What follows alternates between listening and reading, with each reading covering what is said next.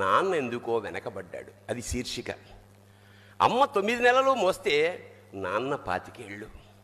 రెండూ సమానమే అయినా నాన్న ఎందుకో వెనకబడ్డాడు. ఇంట్లో జీతం తీసుకోకుండా అమ్మ, తన జీతం అంతా ఇంటికే ఖర్చు పెడుతూ నాన్న, ఇద్దరి శ్రమ సమానమే అయినా అమ్మ కంటే నాన్న ఎందుకో వెనకబడ్డాడు.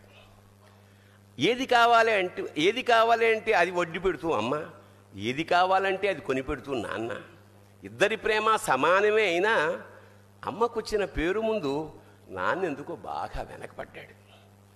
ఫోన్లోనూ అమ్మ పేరే, దెబ్బ తగిలినప్పుడు అమ్మ అని పిలవడే, అవసరం వచ్చినప్పుడు తప్ప మిగతా అప్పుడు గుర్తురానందుకు నాన్న ఎప్పుడైనా బాధపడ్డా? ఏమో. ఇద్దరూ సమానమే అయినా పిల్లల ప్రేమను పొందడంలో తరతరాలుగా నాన్న ఎందుకో వెనకబడ్డాడు. అమ్మకి మాకు బీరువా నిండా రంగురంగుల చీరలు బట్టలు, నాన్న బట్టలకు దండెం కూడా నిండదు.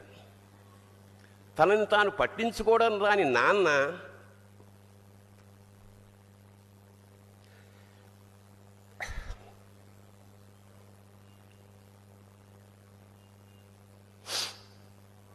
ఎందుకో మాకు కూడా పట్టనంత వెనకపడ్డాడు. అమ్మకి అన్నో కొన్నో బంగారు నగలు, నాన్నకి బంగారం అంచున్న పట్టు పంచి ఒకటే.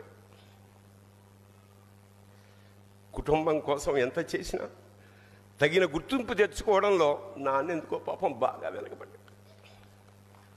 పిల్లల ఫీజులు ఖర్చులు ఉన్నాయి. ఎప్పుడప్పుడు ఈసారి పండక్కి చీర కొనొద్దంది అమ్మ.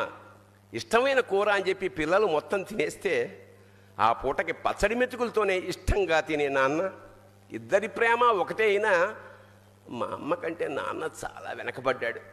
వయసు మళ్ళాక అమ్మ అయితే ఇంట్లోకి పనికొస్తుంది. నాన్న ఎందుకు పనికిరాడని మేము తీర్మానం చేసుకున్నప్పుడు కూడా వెనకబడింది నాన్నే. నాన్న ఇలా వెనకబడిపోవడానికి కారణం ఆయన మా అందరికీ వెన్నెముక కావడమే. వెన్నెముక వెనక ఉండబట్టే కదా దన్నుగా నిలబడగలుగుతున్నాం. ఇదేనేమో నాన్న వెనకబడిపోవడానికి కారణం.